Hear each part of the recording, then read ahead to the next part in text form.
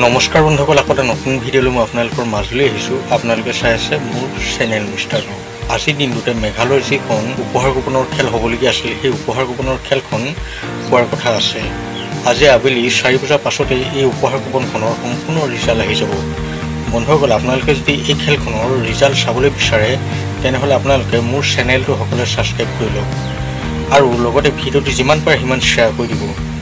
বন্ধুসকল, আপোনালোকৰ যদি ভাগ্য ভাল হয় তেনেহ'লে আপোনালোকে আজিৰ এই খেলখনত বহুতো ভাল উপহাৰ লাভ কৰিব পাৰে, কাৰণ এইখন এখন বহুতো ভাল খেল হ'বলৈ গৈ আছে।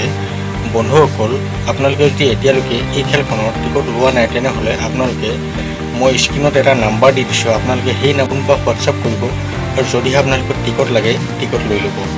বন্ধুসকল, আৰু এটা কথা মই ক'বলৈ গৈ আছোঁ, বহুতে এতিয়া অফাৰ দি আছে। আপোনালোকে সেই অফাৰ কিন্তু কেতিয়াও গ্ৰহণ নকৰিব, কাৰণ মই আপোনালোকক ভালদৰে বুজাই দিছোঁ। কমিটিয়ে যেতিয়া এখন উপহাৰ কুপন খেল খেলাবলৈ ওলায় তেতিয়া ডিলাৰৰ পৰা এজেণ্টলৈকে বহুতো টকা দিব লাগে। যদিহে কোনোবাই 100 টকীয়া টিকটটো যদি 70 টকা 80 টকাতে দি দিয়ে তেনেহ'লে কমিটিৰ হাতত কি থাকিবই?